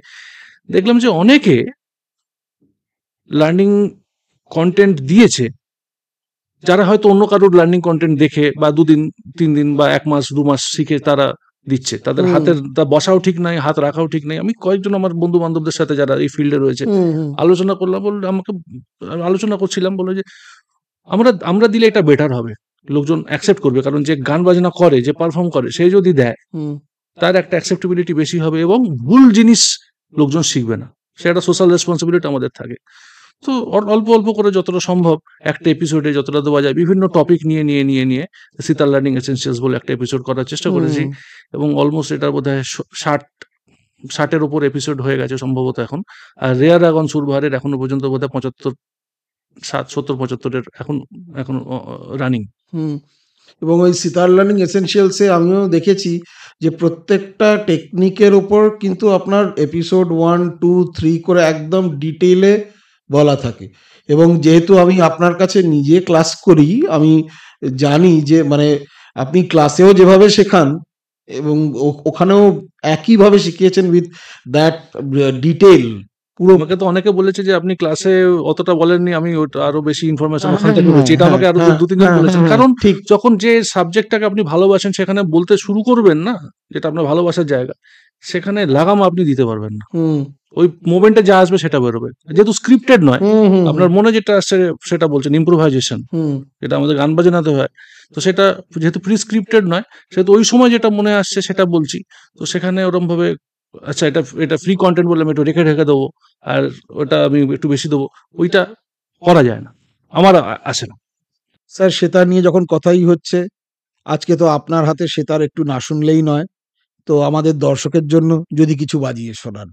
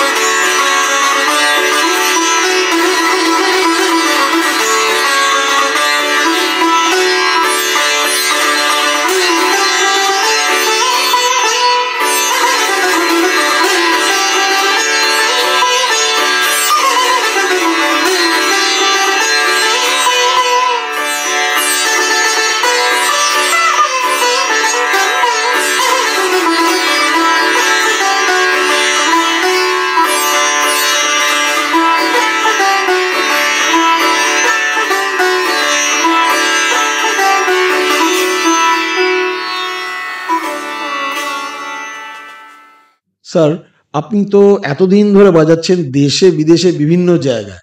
তো আমরা একটা খুব অদ্ভুত জিনিস শুনেছি যে বিদেশের অডিয়েন্স অনেক বেশি অ্যাটেনশন দিয়ে শোনে আমাদের দেশের অডিয়েন্সের থেকে। বা আপনার কি মনে হয়, মানে what is your take on this, যে আপনার মানে এক্সপিরিয়েন্স রিগার্ডিং ইউর কনসার্টস? এটা যেটা আপনি শুনেছেন সেটা ঠিকই শুনেছেন। বিদেশের অডিয়েন্স হয়তো আমাদের গান বাজনার টেকনিক্যালিটি অতটা নিটিগ্রিটি বোঝে না, কিন্তু ওদের যে ডিসিপ্লিন, ডিসিপ্লিন মানে যেখানে গান বাজনা হচ্ছে সেটা ওরা মনে করে যে আমি ফুল অ্যাটেনশন দিয়ে শুনবো এবং একটা রেসপেক্ট দিয়ে শোনে। মানে ধরুন আমি আপনাকে বলছি, এখন যদি মোবাইল কেউ দেখে বা তার যদি অ্যাটেনশন অন্য জায়গায় থাকে, তাহলে সেই ডিউ ইম্পর্টেন্সটা পাচ্ছে না, conversation will not get its due importance. শুধু তাই নয়, নিজেদের মধ্যে কথাবার্তা বলা, এগুলো এখানে আমাদের দেশে যেটা দেখি, এই ডিসিপ্লিনটা আমাদের দেশের শ্রোতাদের মধ্যে ম্যাক্সিমাম আমি বলবো খুব অভাব। এটা একটা সোশ্যালাইজেশন যেন একটা সোশ্যাল গ্যাদারিং এ গেছে, সেখানে নিজেদের মধ্যে কথাবার্তা এসবই চলতে থাকে ম্যাক্সিমাম। যারা গান বাজনা, ক্লাসিক্যাল গান বাজনা শ্রোতা, তারা কিন্তু ডিস্টার্ব হয়, সেটা সেগমেন্ট খুবই কম আমাদের দেশে। মানে ধরুন 100%-এর মধ্যে যদি 5% বা 10% হবে যারা এই সেগমেন্টে পড়ে, যারা সিরিয়াসলি চুপ করে গান বাজনা শুনবে, ভালোবেসে সেটার উপরে ফোকাস করে, কনসেন্ট্রেট করে। এখন ধরুন কোনো ক্লাসিক্যাল কনফারেন্সে গেছেন, সেখানে আপনি মিক্সড একটা প্রপোর্শন পাবেন। ধরুন 10-15%ও যদি ডিস্টার্ব করে, সেটা পুরো অডিয়েন্সের একটা অ্যাম্বিয়েন্সকে নষ্ট করে দেয়। যেমন অনেক সময় শুনেছি যে, হয়তো আপনি বলেছেন যে আমি আপনার বাজনা শুনছি বা অমুকের বাজনা শুনছি, পেছনে এত কথা বলছে, আমরা বলতে বাধ্য হলাম আমি বলেছি আপনাকে চুপ করুন, এবং মোবাইলে কথা বলছে, মোবাইলে ফোনে কথা বলছে। তো এই যে একটা ক্যাজুয়াল অ্যাপ্রোচ, এটা আমি জানি না, মানে নিজের জাতি সম্পর্কে বলতে খারাপ লাগে, কিন্তু এটা কেন যে এটা এসে গেছে, আমি এটা খুবই মানে দুঃখজনক। এটা শিল্পীর জন্য দুঃখজনক, শিল্পর জন্য দুঃখজনক। এবং এক দুজনও যদি এরকম একটা হলে থাকে যেখানে পিন ড্রপ সাইলেন্স, সেখানে এটা একটা পরিবেশটাকে নষ্ট করে দেয়। বলুন আপনি কিছু। মানে সেটাই আমি বলছিলাম যে ধরুন আপনার যে রবীন্দ্র সদনের কনসার্টটা ছিল, এবং সেখানে আমি গেছিলাম, এবং সত্যি নিস্তব্ধ হল, সবাই মন দিয়ে শুনছেন, এবং অনেকে হয়তো নোটিস করেননি, হঠাৎ করে একজনের মোবাইল বেজে উঠলো, এবং তাও একটা অদ্ভুত রিংটোনে। মানে এই যে এতক্ষণ ধরে আপনিও কষ্ট করে পরিশ্রম করে বাজাচ্ছেন, আমরাও শুনছি, এই একটা মানে কয়েক সেকেন্ডের এই ডিস্টারবেন্সে কিন্তু পুরো আমেজটা একদম ভেঙে চুরমার হয়ে গেল। একটা কিছু তৈরি করতে, রেপুটেশন বলুন, একটা ভালো কিছু তৈরি করতে কিন্তু অনেক মেহনত লাগে, অনেক পরিশ্রম লাগে, সময় লাগে, এফোর্ট লাগে। এটা মিউচুয়াল, শ্রোতাদের দিক থেকেও আর্টিস্টের দিক থেকেও। একটা অ্যাম্বিয়েন্স দুজনে মিলে তৈরি করে, কিন্তু ওটা ভাঙতে দেয় 1 সেকেন্ড, যেটা আপনি বললেন। তো এই জায়গাগুলোতে আমাদের একটু যত্নবান যদি আমরা হই, এগুলো ছোটবেলা থেকে যদি শিক্ষা দেওয়া হয়, ছোটবেলা থেকে গান বাজনা শোনার ডিসিপ্লিন যদি স্কুলে অ্যাটলিস্ট যত ঘন্টা ক্লাস হয়, একটা আধ ঘন্টা যদি চুপচাপ বসে থাকার যদি শিক্ষা দেওয়া হয়, কোনো কিছু অ্যাটেনশন দিয়ে শোনার একটা শিক্ষা দেওয়া হয়, তাহলে হয়তো জিনিসটা চেঞ্জ হবে। কিন্তু আমাদের কোনো দিক থেকেই কোনো যারা এগুলো ডিসাইড করেন যে কি করা উচিত, যারা কোর্স করেন বা যারা এগুলো বানান, তাদের এই দিকে নজরটা নেই, তাই জন্য আজকে এই অবস্থা। আচ্ছা, আপনার যে অনেক এটা তো আপনার সঙ্গে আমি অনেক গল্প করেওছি, তবু আমি অন ক্যামেরা এই ব্যাপারটা মানে আপনার সঙ্গে আবার আমি কথা বলতে চাই regarding your experiences with the great master, starting from উস্তাদ বিলায়েত খান, উস্তাদ ইমরাত খান, উস্তাদ রইস খান, উস্তাদ শহীদ পারভেজের সঙ্গে তো আপনার খুবই ভালো যোগাযোগ রয়েছে, এবং মানে এই যে আরো অনেকে রয়েছেন আর কি, কত নাম করব, সবার সঙ্গেই যে আপনার এই এক্সপিরিয়েন্স যদি কিছু বলেন, স্পেশালি উইথ উস্তাদ বিলায়েত খান। দেখুন, এটা আমার একটা পরম সৌভাগ্য। এটা আমার স্পেশালিটি কিছু না, এটা হচ্ছে ওনাদের আশীর্বাদ এবং ওনাদের যেটাকে বলে যে আশীর্বাদ। কারণ এটা সবাই পায় না, এবং এখনো পর্যন্ত যারা রয়েছেন, যারা খুব বড় বড় যারা গাইয়েবাজি যারা রয়েছেন, তাদের একটা স্নেহ আশীর্বাদ, সেটা একটা আমি পেয়েছি ছোটবেলা থেকে। আমি প্রথম যখন ওস্তাদ বিলায়েত খানের বাজনা শুনি, আমি প্রথমে একটা সেতার সরোদ, বাবা যখন সেতার শুরু করান, তারপর একটা সেতার সরোদের ডুয়েটের একটা রেকর্ডিং শুনে আমি বাবাকে অভিযোগ করি যে আমার সেতারের আওয়াজটা কেন জানি না সরোদের আওয়াজের পাশে ভাল লাগছে না, আমি সরোদ শিখতে চাই। আচ্ছা, হ্যাঁ, তখন বাবা বলেন যে দাঁড়াও, তোমাকে আমি সেতারের আওয়াজ শোনাবো, বলে উনি আমাকে ওস্তাদ বিলায়েত খানের সেতারের ইমনের রেকর্ডিংটা কিনে দেন। আচ্ছা, তখন ওটা আমি শুনতে থাকি, লুপে শুনতে থাকি, 78 এর রেকর্ডিং। 78 রেকর্ডিং। উইথ মানিকরা পোপটকারন হুম, তবলা। হুম। তো ওইটা শোনার পর থেকে আমার সেতারের প্রতি একটা ধারণা চেঞ্জ হয়ে যায়। তখন পরে বলি আমি বাবাকে, ভালো হয়েছে সেতার তুমি শিখিয়েছো, শরৎ শেখাওনি। তখন একটা মানে এরকম একটা ইমপ্রেশন তৈরি হয়। তো ওটা আমাকে ইম্প্যাক্ট করে। তারপরে আমি আগে খরচ পঞ্চম সেতার বাজাতাম, কারণ আমার বাবার ম্যাক্সিমাম শিক্ষা খরচ পঞ্চমে। তো পরে গান্ধার পঞ্চমে আমি বাবাকে বলি এই সেতারের আমি ভালো লাগছে, এই আওয়াজ ভালো লাগছে, পরে আমি চেঞ্জ করি। তো এটা একটা ছোটবেলা থেকে আমার ইচ্ছে ছিল যে এরকম ভাবে এই স্টাইলে বাজানো। তো সেক্ষেত্রে যেটা উস্তাদ বিলায়েত খান এটাকে চালু করেন, উনি ওটা এই গান্ধার পঞ্চম সেতার উনি করেন। তো আমার মা আমাকে ছোটবেলায় বলতেন যে তুই ভালো করে পড়াশোনা কর, আর এটা দুটো একসাথে কর, তুই একদিন তুই খান সাহেবের আশীর্বাদ তুই পাবি। হুম। আমি বলতাম যে তুমি কোথায় থাকেন আর আমি কোথায়, কখনো সম্ভব? তো একটা টাইমে এটা সম্ভব হয়, কারণ আমাদের প্রতিবেশী ছিলেন, সেই প্রতিবেশী রিলেটিভ ছিলেন ডক্টর বারিন রায়, ডেন্টিস্ট। আচ্ছা। তো উনি ওনার বোনের বাড়িতে আসতেন এবং প্রত্যেকদিন সন্ধ্যাবেলা উনি শুনতেন যে কেউ সেতার বাজাচ্ছে, বা সেটা উনি বলছে কি প্রত্যেক যখনই আসি তখনই দেখি এখানে সেতার বাজে, রেকর্ডিং চলে নাকি এখানে, কেউ সেতার শোনে? বলে না, এখানে একটি পাগল ছেলে থাকে, সে বিলায়েত খান সাহেবের ছবি সামনে রেখে ও প্রতিদিন সন্ধ্যাবেলা বাজায়। এটা উনি ওনাকেই বলছেন? এটা উনি না, এটা মানে বারিন রায় ওনার রিলেটিভের বাড়িতে আছেন, আমার আচ্ছা, প্রতিবেশী, আচ্ছা, আচ্ছা, প্রতিবেশী আচ্ছা। ওনাকে আচ্ছা, আচ্ছা, বলছেন। আচ্ছা। মানে বারিন রায় বোন আমার পাশের বাড়িতে আচ্ছা, থাকতেন। আচ্ছা। তো বারিন রায়ের বোন ওনাকে বলছেন আমার পাশে যে ছেলেটি থাকে হুম, হুম। সে সেতার পাগল, সে ওস্তাদ বিলায়েত খানের ছবি রেখে ও প্রত্যেকদিন সন্ধ্যাবেলা সেতার প্র্যাকটিস করে। তো উনি এরকম হতে থাকেছে, বছরের পর বছর এসে শুনেছেন। তখন ওনার মনে হচ্ছে না, তো কিছু তো ব্যাপার আছে। ঘটনাচক্রে আমার বাবার দাঁতের প্রবলেম হয়, হুম। বারিন রায়ের, ডক্টর বারিন রায়ের কাছে অ্যাপয়েন্টমেন্ট নেওয়ার ছিল। তখন ডক্টর বারিন রায়ের পেশেন্ট ছিলেন ওস্তাদ বিলায়েত খান। আচ্ছা। তো উনি বলেন যে ওর বাবাকে আমি সেদিনকে অ্যাপয়েন্টমেন্ট দিচ্ছি যেদিনকে খান সাহেব আসবেন দেখাতে। আচ্ছা। ঠিক আছে, এর আগে আমি তো দোহলেনে ওনার বাজনা শুনেছি, হুম। উস্তাদজির বাজনা শুনেছি, ওনাকে দেখেছি সামনে থেকে, কিন্তু ওরা যেরকম বাউন্সার দিয়ে ঘিরিয়ে ওরা নিয়ে যায়, এ করে, একদম তো সেটা কাছে যাওয়ারই কোনো এনিগম্যাটিক পার্সোনালিটি, হ্যাঁ, মানে কাছে যেতেই ভয় করবে আর কি। হ্যাঁ, তো মানে প্রণাম করারও সুযোগ থাকে না সেই। ডোভারল্যান্ড মিউজিক কনফারেন্স বা এরকম ধরনের বড় বড় মিউজিক কনফারেন্সে। তো ওখানে যেটা হয় আমার মনে আছে যে আমি সেদিনকে কলেজ বাঙ্ক করি বাবার সাথে ডেন্টিস্টের কাছে যাবো বলে। আচ্ছা। তো সেদিনকে আমার মনে আছে 2000 সাল সম্ভবত, বা 2001 December, it was I think 13 December, সেদিনকে পার্লামেন্ট অ্যাটাক হয়। ওকে। সেদিনকে পার্লামেন্টে অ্যাটাক বুঝতে হয়। পেরেছি। তো আমরা ডেন্টিস্ট চেম্বারে ঢুকছি, বাবা আর আমি, দেখছি যে সামনে আজ তাক চলছে, আমার চোখের সামনে এখন সিনেমার মতো ভাসছে, আর ঘরে একজনই লোক, ওস্তাদ বিলায়েত খান। উনি দেখছেন আজ তাক যে কি হচ্ছে, ঘটনা কি হচ্ছে না হচ্ছে। তো আমরা পেছন থেকে, আমার তো হার্টবিট একদম বেরম বেরম হচ্ছে। তো আমরা গেলাম, বাবা আর আমি গিয়ে প্রণাম করলাম। এমন ভাবে উনি কথা বললেন যেন আমাদের কতদিনের পরিচিত। বাবার সাথে ওনার একটা টাইমে বাবা ওনার সংস্পর্শে এসেছিলেন, তো সেটা মনে থাকার কথা না, সে বহুকাল, তখন থেকে 20-30 বছর আগেকার ঘটনা। তো দেখুন তো কেমন আছেন, ভালো আছেন, বাবাকে বলছেন। দেখুন দেশের কি অবস্থা, এরকম সিকিউরিটি, সেফটি সিকিউরিটি যদি এরকম অবস্থা হয় আমরা কোথায় যাই, কি বাংলায় অবস্থা দেখুন। বাংলায় হ্যাঁ, বলছি। একদম হুম, বাংলাতে হুম। এরকম যদি দেশের এরকম যদি সেফটি সিকিউরিটি যেরকম এরকম হাল হয়, পার্লামেন্টে যদি হয় তাহলে আমাদের মতো সাধারণ মানুষের কি হবে ভাবুন। তো বলছেন, আমরা তো বেশি কিছু কথা, আমার তো কথা বলার পরিস্থিতিতে তো ছিলাম না বুঝতে পারছি। তখন।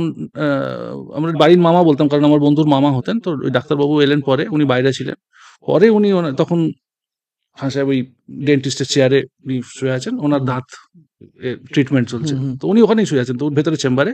তখন ডাক্তারবাবু এসে আমাকে বললেন যে তুই আয়, তোকে পরিচয় করাবো। তখন উনি ওরকম ভাবে পরিচয় করে দিলেন। সেইটা হচ্ছে আমার প্রথম ফার্স্ট ইন্টারাকশন। ওনাকে দূর থেকে দেখেছি, হুম। গ্রিন রুমে দেখেছি, কিন্তু এটা আমার ফার্স্ট ইন্টারাকশন ওনার সাথে। এবং উনি বলে তুমি কার কাজে শেখো, কি করো, সব বললাম। তো তখন বললেন যে তুমি আমার বাড়িতে এসো। ওনার সাথে একটি ছাত্র ছিল, তো বললেন যে তোমার নম্বর দে দো, ফোন করকে আনে কে লিয়ে বলো, বলে সেটা আমার শুরু। তার থেকে ওনার সাথে আমার 8 থেকে 10 বার সাক্ষাৎ করার সুযোগ হয়েছে। ওনার বাড়িতে গেছি, প্রত্যেক ঈদের সময় ফুল মিষ্টি নিয়ে যেতাম, এবং শুধু প্রণাম নয়, ঈদের সময় উনি আমাকে আলিঙ্গনও করেছেন একাধিকবার। তো সেইগুলো একটা মানে মনে রাখার মতো ঘটনা, না ভোলার মতো ঘটনা। উস্তাদ ইমরাত খান ওস্তাদজির ইমরাত খান সাহেবের সাথে আমার ওনার কোথাও জায়গায় বাজনা শুনতে যাই এবং তারপরে ওনাকে প্রণাম করি এবং বলি আমি সেতার শিখছি। তো উনি বলেন যে, "ঠিক আছে তুমি সেতার নিয়ে এসো একদিন আমার বাড়িতে।" তো ওনাকে আমার বাজনা শোনানোর সৌভাগ্য হয়েছিল। তো ওনাদের যে পৈতৃক বাড়ি পার্ক সার্কাসে, মেহের আলী লেনে, এখন ওটা ওস্তাদ এনায়েত খান অ্যাভিনিউ। তো উনি ওনার বাড়িতে গিয়ে বাজনা শোনাই। তারপরে উনি স্নেহ করতেন, উনি ভালোবাসতেন। তো যে তো আমি বলেছিলাম যে, "ওস্তাদজি আপনার এই ঘরানাতে এত বড়, বড় সব আর্টিস্ট হয়েছে এরপরে?" তখন উনি বলেন যে, "তুমিও তো আমাদের ঘরানার একটা ফুল।" বাহ! তো কি অপূর্ব! সেটা সেটা ওনাদের মহত্ব। আমার কিছু নেই। এটা অন্য কাউকেও বলতে পারতেন। এগুলো এত বড়, বড় যারা হয় তাদের মনটাও সেরকম বড় হয়। উস্তাদ রাইস খান। ওস্তাদ রাইস খান সাহেবের তো যখনই এনাদের বাজনা হতো, কোনো জায়গায় প্রোগ্রাম হতো, খুব রেয়ারই হতো, খুব বেশি তো হতো না। কারণ উনি পাকিস্তানে থাকতেন, মাঝে মধ্যে আসতেন। তো রবীন্দ্র সদনের প্রোগ্রাম ছিল, আমার মনে আছে, শুনতে গেছি। আমি যখন পুনাতে থাকতাম, বম্বেতে ওনার ভিলে পার্লেতে একটা প্রোগ্রাম হয়েছিল, শুনতে গেছি। তো সব জায়গাতে যেহেতু আমার গুরুজির সাথে ওনার খুব হৃদ্যতা ছিল, পণ্ডিত কাশীনাথ মুখার্জির সাথে। তো আমি গুরুজির নাম বলতে উনি খুব আশীর্বাদ করলেন যে, "খুব अच्छे से बजाओ, काशी दादा को मेरा प्रणाम नमस्कार बोलो, कैसे हैं, उनका नंबर दो, मैं मुझे बात करना है।"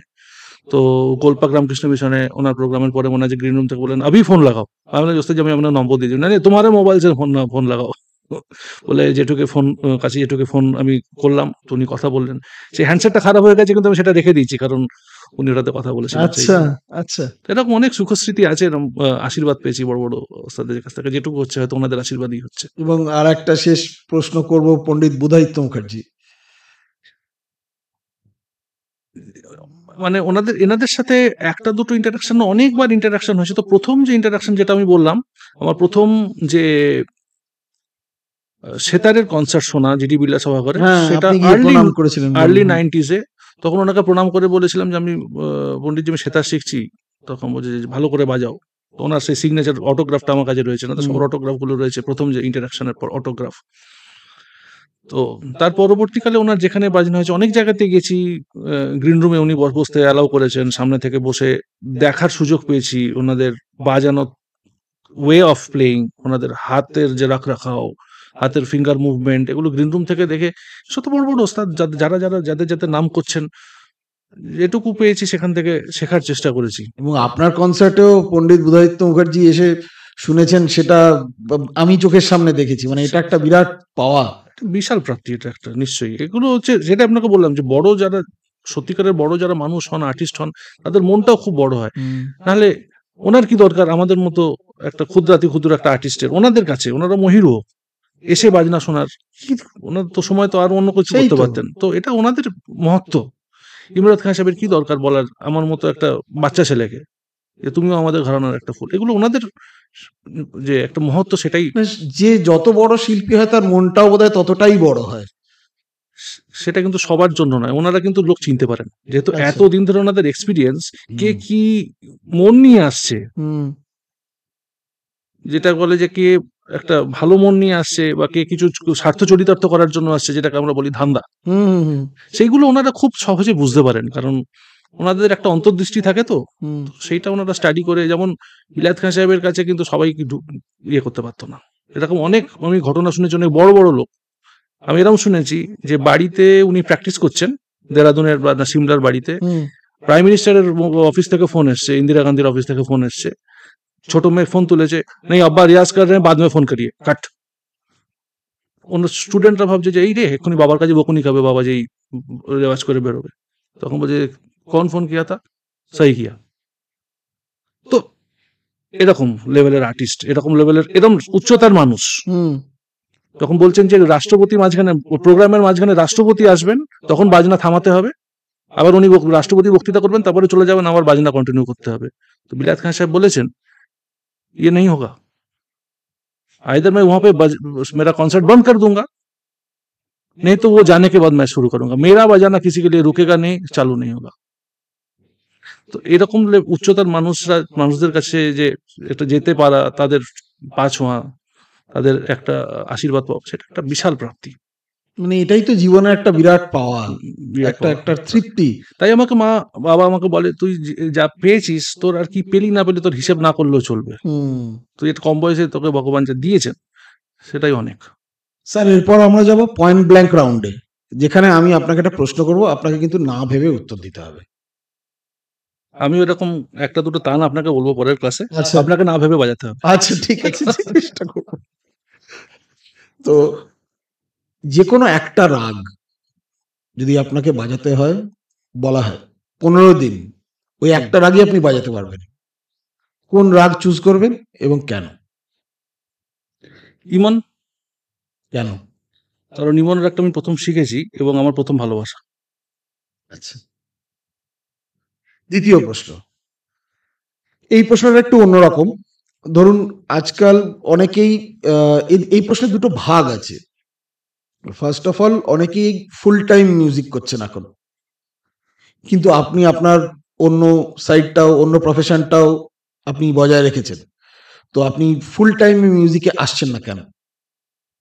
এর দুটো কারণ আছে, যেটা আমি পার্সিয়ালি এটার উত্তর আপনাকে আগে একবার দিয়েছি, যে আমি শুরু করেছিলাম যেহেতু দুটোই আমার দ্বারা হচ্ছে দেখছি, তো সেটা আমি শুরু করেছিলাম, সেটার বন্ধ হয়নি, যেহেতু আমি এখনো চালিয়ে নিয়ে যেতে পারছি, সেটা চলছে। আচ্ছা। আর একটা কারণ, 2000 সালে যখন কোভিড আসে, তখন আমাদের একটা খুব লাইফ লেসন শিখিয়ে দিয়ে যায়, যে তখন আপনি মনে আছে যে আর্টিস্ট, পার্টিকুলারলি আর্টিস্ট ফ্রেটার্নিটি কিরম ভাবে ইম্প্যাক্ট করে। তাদের না ছিল প্রোগ্রাম, তাদের কাছে যেহেতু সবার ফিনান্সিয়াল একটা ক্রাঞ্চ যখন চলছিল, যারা শিখতো তারাও শেখা অনেকে বন্ধ করে দেয়। তখন আমি আর্টিস্ট, বড় বড় আর্টিস্ট যারা ইনফ্লুয়েন্সিয়াল আর্টিস্ট, তাদেরকে দেখছি বলতে, আপনারা যারা অঙ্ক করাতে পারেন তারা অঙ্ক করান, আপনারা যারা আঁকা শেখাতে পারেন তারা আঁকা শেখান, শুধু একটা জিনিস নিয়ে আপনারা থাকবেন না, আপনারা মাল্টিপল যেগুলো যদি যা কিছু করতে পারেন সেগুলো শুরু করুন, জাস্ট ফর আর্নিং। মানে যে কোনো একটা জিনিস বন্ধ হয়েই যেতে পারে। হ্যাঁ, মানে life is so uncertain. So এই নয় যে গান বাজনাটাই বন্ধ হবে, হয়তো চাকরির দিকটাও বন্ধ হয়ে যেতে পারে কোনো সময়, গান বাজনা বন্ধ হতে পারে। তার জন্য multiple ways, not only from the source of income, your mental attachment to the things. তবে যদি বলেন গান বাজনা একটা এমন জিনিস যে 24 ঘন্টাই একজন, কারণ এটা নিয়ে বাঁচতে হয়, এটা শুধু তো করার জিনিস না, এটা বাঁচার জিনিস। তো ধরুন মেন্টালি আমি always thinking about music in subconscious, তার মধ্যে কিছু কাজও করছি, তো যেটা যেহেতু হচ্ছে চলছে, আচ্ছা এগিয়ে নিয়ে যাচ্ছি। এরপরের প্রশ্নটা হচ্ছে এটারই রিলেটেড, এটা একটু মানে এটা রিলেটেডই প্রশ্নটা, সেটা হচ্ছে যে অনেকেই এখন বলিউডে কমার্শিয়াল কাজ করছে, অনেক সেতার প্লেয়ার যারা অরিজিনালি ক্লাসিক্যাল শিখেছেন তারা কিন্তু কমার্শিয়াল প্রজেক্টসের সঙ্গেও ইনভলভ। কিন্তু আপনি এখনো, আমি জানি না, অ্যাজ পার মাই নলেজ আপনি এখনো পিওরলি ক্লাসিক্যাল ফরম্যাটেই কাজ করে যাচ্ছেন, এটার কারণটা কি? এটার দুটো কারণ। যেটা প্রথম কারণ হচ্ছে, ধরুন আমি কিছু কিছু রেকর্ডিং এর কাজ করেছি, যেমন ধরুন ব্রততী বন্দ্যোপাধ্যায়ের একটি গানের জন্য কবিতা বলে একটা অ্যালবাম বেরিয়েছিল, এক্সাক্ট নামটা আমার মনে পড়ছে না, ধরুন 4-5 বছর আগে বেরিয়েছিল, যেখানে উনি যে সঙ্গীতের উপরে যা যা কবিতা সেগুলোর উপরে উনি রেকর্ডিং করেছিলেন। তো সেখানে জয় গোস্বামীর বিলায়েতের সঙ্গে একা বলে একটি কবিতা আছে, জানেন বোধহয়, তো সেইটা উনি রেকর্ড করেন। তো যেহেতু অ্যাকচুয়াল অরিজিনাল রেকর্ডিংটা ইউজ করা যাবে না, তো এখানে প্রত্যুষ ব্যানার্জি যিনি সরোদ বাজান, তো উনি বলেন যে দেখো এটাতে আমি তো খান সাহেবের প্রাজনা ইউজ করতে পারবো না, তো আমার মনে হয়েছে যে এটার ব্যাকগ্রাউন্ডে যদি সেতার লাগে তাহলে তুমি বাজাতে পারবে সব থেকে ভালো, তো তুমি কি আসবে? আমি তখন শ্রীলঙ্কাতে ছিলাম, তুমি কি বাজাতে পারবে? আমি দেখলাম যে এটা একটা তো হিস্ট্রি তৈরি হচ্ছে, জয় গোস্বামীর কবিতার ব্রতদিদি এটা রেকর্ডিং করছেন, প্রত্যুষদা অ্যারেঞ্জ করছেন, তো এটা তো আমি না বলিনি। তো এরকম ধরনের যদি কোনো কাজ যেটা আমার সত্যি একটা মনে হচ্ছে যে না এটা আমার করা উচিত, এরকম যদি একটা মনের যে ডাক বা আত্মার ডাক যেটাকে বলে, সেটা যদি পাই আমি ডেফিনেটলি করবো, সবকিছু ছেড়ে দিয়ে করবো। মানে পুরোপুরি আমার একটা নান্দনিক পার্সপেক্টিভ থেকে, হয়তো আমার যদি কোনো কনসার্ট থাকে, এরকম যদি কোনো অপরচুনিটি থাকে, হয়তো কনসার্টকে বলবো যে আমি পরে আসছি আপনার কাছে, যদি সেখানে কমিটমেন্ট না দেওয়া হয়ে গিয়ে থাকে, আমার এটা প্রায়োরিটি হবে, যেখানে আমার মনে হয় যে এই কাজটা আমার করা উচিত। তো সেখানে আমার কোনো ওরকম ছুতমার্গ যেটাকে সেরকম কিছু নেই। যদি মনের মতো কাজ হয় ডেফিনেটলি রেকর্ডিং এ কাজ করব। এবং আপনি বলেন যে এখন করছে, সেটাও কিন্তু নয়, অনেক আগে থেকে করছে। এরকম ধরুন লতা মঙ্গেশকরের গানের সাথে বা আশাজির গানের সাথে ওস্তাদ রাইস খান এত কাজ করেছেন, ওই সেতার আর গান দুটোকে আলাদা করে, ওই সেতারটাকে আলাদা করে গান ভাবা যায় না। তো এটা একটা আলাদা ফিল্ড, এবং এটা সবাই পারে না করতে। এটা কিন্তু করা ভীষণ টাফ। যে ওই 3-4 সেকেন্ড বা 10 সেকেন্ডের মধ্যে আপনাকে একটা ইন্টারলুড বা প্রিলুড বাজাতে হবে। পণ্ডিত সেটা কার্তিক কুমারের একটা ছিল ওই পিয়া তো সে নैना लागे रे, ওই গানটাতে বোধহয় ওনার এরকম সেতারটা ছিল। অনেক অনেক আমাদের বোম্বেতে অনেক এরকম কাজ হয়েছে, হুম। এবং সবাই বাজিয়েছেন। পণ্ডিত রবিশঙ্করজি বাজিয়েছেন, হালিম জাফর খান সাহেবের কাজ আছে, রইস খান সাহেবের কাজ তো প্রচুর আছে। তো এটা এখন হচ্ছে না, অনেক আগে থেকেই হয়েছে, এবং সেটা ভালো। আমি সেটাকে অন্যভাবে দেখি না, সেটাও একটা শেখার ফিল্ড। কিন্তু আমার যেটা চ্যালেঞ্জ সেটা হচ্ছে যে আমার এই দুটো ফিল্ড, আপনি যেটা বললেন, প্রফেশন আর প্যাশন, এই দুটোকে করে আমার আর আলাদা টাইম, বুঝতে পারছি, তার জন্য একটা আলাদা ফোকাস, চিন্তা ভাবনা, তার জন্য তো সময় দিতে হবে। সময় যদি আমি ভালো করে না করি, তাহলে তার থেকে না করা ভালো। তাই জন্য আমি সেটার উপর অত ফোকাস করতে পারছি না, বা অত প্রায়োরিটি দিতে পারছি না। আমার প্রায়োরিটি যদি বলেন, আমার রেওয়াজ, আমার কনসার্টস, এখন শেখানোটাও আমি একটু করছি, তো সেটা, এগুলো আমার প্রায়োরিটি। স্যার এরপরে একটা মজার রাউন্ড, র্যাপিড ফায়ার, যেটার নাম আমি দিয়েছি ব্রেক নেক। যেটা আপনার দুটো মজা, আমার কষ্ট। আপনাকে আমি দেব, তার মধ্যে থেকে আপনাকে চুজ করতে হবে না ভেবে। যদি সেই অপশনটা যদি না দুটোর মধ্যে থাকে, একটা চুজ করতে আমি হবে। একটা অন্য উত্তর। হ্যাঁ, ধরুন দুটো আপনি অপশন দিলেন। ধরুন আপনি বললেন যে প্রশ্নটা হচ্ছে সূর্য কোন দিকে ওঠে, উত্তর না দক্ষিণ? আমার যদি পূর্ব বলতে চাই, তাহলে সেটা আপনি বলতে পারেন, তবে সেরকম প্রশ্ন নেই। ভেটকি না চিংড়ি? ভেটকি। ভোরের রাগ না রাতের রাগ? রাতের রাগ। রবীন্দ্রনাথ না নজরুল? রবীন্দ্রনাথ। ইস্ট বেঙ্গল না মোহনবাগান? মোহনবাগান। উটি না গোয়া? উটি। জুস না cold coffee? Juice. Suchitra Sen না সুপ্রিয়া দেবী? সুচিত্রা সেন। উস্তাদ ফয়াজ খান না উস্তাদ আমির খান? খেয়াল সঙ্গীত। পণ্ডিত রবিশঙ্কর না পণ্ডিত নিখিল ব্যানার্জি? সেতার। স্যার দ্রুতগাত না আলাপ? আলাপ। প্রেম না রিলেশনশিপ? রিলেশনশিপ। ফ্যান্স না friends? Friends. Thank you sir. Thank you. Sir এই অনলাইন তো আপনি এতগুলো ইনিশিয়েটিভ নিচ্ছেন, এবং তার বাইরেও আমার মতো অনেককে আপনি শেখান, এবং সেই টিচিং এর ব্যাপারটা আপনার কোথা থেকে এলো, এবং আপনার এই বিজি শিডিউলের মধ্যে আপনি কি করে টাইম বার করেন, এবং শেখানোর ব্যাপারে আপনার what is your take on this? দেখুন, একটা টাইমে আমার মনে হয়েছে যে একটা আর্টিস্টের একটা সোশ্যাল রেসপন্সিবিলিটি থাকে, কারণ সেই সাবজেক্ট, সেই বিষয়টা ততদিনই এগোবে যতদিন না পরের প্রজন্ম বা অন্য কেউ সেই জিনিসটাকে আরো এগিয়ে নিয়ে যায়। তো সেটা আমি দেখেছি, অনেকের শেখার আগ্রহ থাকে, বিভিন্ন কারণে শিখতে পারে না। অনেক ক্ষেত্রে গুরুরা একটু স্টাবার্ন হন, তাদের বিভিন্ন রকম দাবি দেওয়া থাকে, বিভিন্ন রকম দাবি, মানে শুধু আর্থিক আমি বলছি না, তাদের এই করতে হবে, কারণ অনেকে অন্যান্য প্রফেশন থেকেও আসেন, যাদের পক্ষে সেই সময়টা দেওয়া সম্ভব হয় না। আর সবাই যে প্রফেশনালি বাজানোর জন্য, গান বাজনা করার জন্য শিখছেন, সেটাও কিন্তু নয়। কারণ বিভিন্ন লোকের বিভিন্ন অ্যাসপেক্ট থাকে, বিভিন্ন অ্যাঙ্গেল থেকে দেখেন গান বাজনাটা। কারোর সেতারের আওয়াজটাই ভালো লাগে, কেউ মানে শখে বাজাতে চান, তো তাদের সেই পার্সপেক্টিভটা বুঝে তাদেরকে যে শেখানো, মানে সবাইকে একই ছাঁচে ফেলে শেখানো, সেটা সম্ভব হয় না, এবং অনেকের ক্ষেত্রে সেটা একটা বাধা হয়ে দাঁড়ায় শেখার জন্য। তো আমি সেরকম ভাবে একটা ফ্লেক্সিবিলিটি দিই, যে আমি প্রথমে জিজ্ঞেস করি যে আপনি কি চান, আপনি কি করতে চান, what is the short term goal, long term goal, আপনি আগে শিখেছেন কিনা। তো সেই হিসেবে তাদের আমি সেরকম ভাবে শেখানোর চেষ্টা করি, যাতে তাদের পক্ষে সেটা সুইটেবল হয়, তাদের উপরে যেন শেখাটা যেন তাদের আনন্দ দেয়, তাদের মেন্টাল স্ট্রেস যাতে না হয়। At the same time they have to be serious. এই নয় যে আজকে করলাম কালকে করলাম না। আমি বলি যে আপনি ফ্রিকোয়েন্সি ঠিক করুন, কত কি ফ্রিকোয়েন্সিতে শিখবেন, that you have to maintain. Discipline আপনাকে মেনটেন করতে হবে, আপনার বাড়িতে রেওয়াজের ডিসিপ্লিন মেনটেন করতে হবে। আপনি যদি আধ ঘন্টা দিনে ইনস্ট্রুমেন্টের সাথে সময় না স্পেন্ড করতে পারেন, তাহলে আপনি শিখবেন না। এই কয়েকটা জিনিস আমি বলে দিই, এই মিনিমাম ডিসিপ্লিন গুলো যদি মেনটেন করে, তো অনেকে আসছেন, শিখছেন, এবং যেটা আমি শুনি যে সবাইকে আমি একইভাবে শেখাই না, যার যেরকম রিকোয়ারমেন্ট স্টুডেন্ট আমাকে বলেছে, তো সেরকম ভাবে আমি চেষ্টা করছি, এবং ভালো ফল পাচ্ছি, এবং স্টুডেন্টরা অনেকে ভালো বাজাচ্ছে।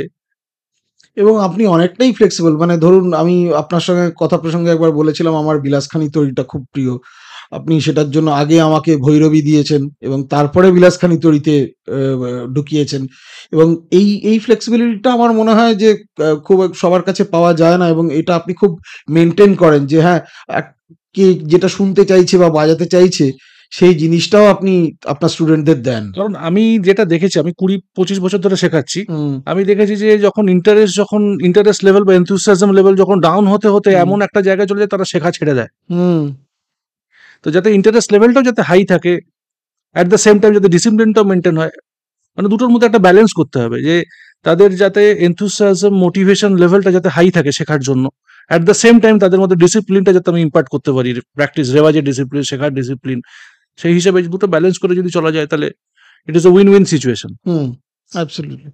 স্যার, আমাদের জেনারেশনের একটা খুব পপুলার গান টেলিফোন, গৌতম চট্টোপাধ্যায়ের রচনা, এবং যতদূর জানি সেটা রাগ ভৈরবীর ওপর। যদি একটু আমাদের বাজিয়ে শোনান প্লিজ।